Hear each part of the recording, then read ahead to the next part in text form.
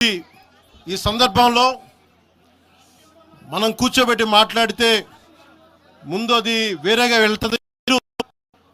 తిరగండి, జనసేన ఆశయాలను తీసుకెళ్ళండి, ఆ రోజు సంగతి చూద్దాం.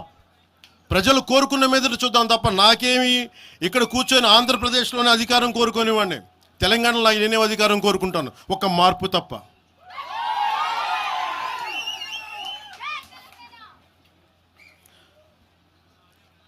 జనసేన ప్రయాణం తెలంగాణలో మొదలైంది. నేను మీకు ఏ సమస్యకైనా సరే నేను కూర్చోబెట్టి మా నాయకులు ఒకటే చెప్పా, మీరు సమస్యల మీద పోరాడండి.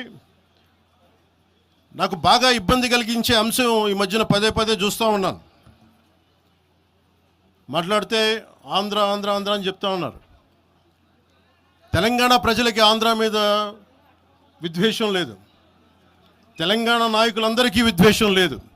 తెలంగాణ ఏర్పాటు కావాలని కోరుకున్నారు కానీ ఆంధ్ర ప్రజల మీద ఎక్కడా విద్వేషం చూపించలేదు. నిజంగా తెలంగాణ ప్రజలు కానీ మొత్తం తెలంగాణ నాయకులు కానీ విద్వేషం చూపించి ఉంటే ఈ రోజున ఒక్క ఆంధ్ర ప్రాంత వ్యక్తి కూడా ఇక్కడ తెలంగాణలో ఉండలేడు. ఇది తెలంగాణ తాలూకు ప్రేమ, తెలంగాణ ప్రజల తాలూకు ప్రేమ, ఇవన్నీ ఎవరు మర్చిపోరు. నాకు ఈ మధ్యన వస్తా ఉంటే నువ్వు హైదరాబాద్లోకి ఎలా అడుగు పెడతావు, నీకు హైదరాబాద్లో ఏం పని, ఇది నేను ప్రత్యేకించి చెప్తా ఉన్నా. మీరెవరైనా నన్ను బెదిరించడానికి, బెదిరించే వాళ్ళు మీ అయ్యే జాగీరా తెలంగాణ.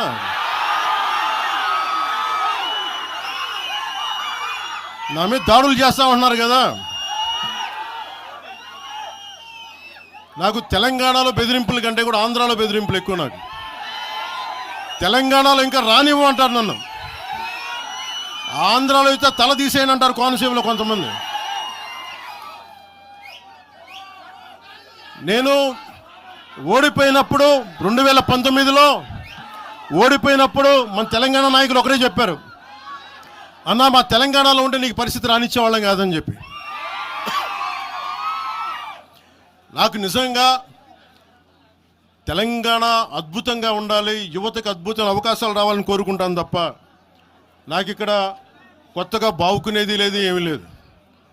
బెదిరించే వాళ్ళందరికీ ఒకటే చెప్తున్నాయి. నా ఇంటి ముందు ఎందుకు పెట్టారంటే ఎవరన్నా దాడి చేయాలంటే సంతోషంగా ఇదే నా ఇంటి అడ్రస్, అది మీకు తెలియదు. నాకు అలాంటి భయాలు లేవు. నాకు బాంఛన్ కాల్మొక్త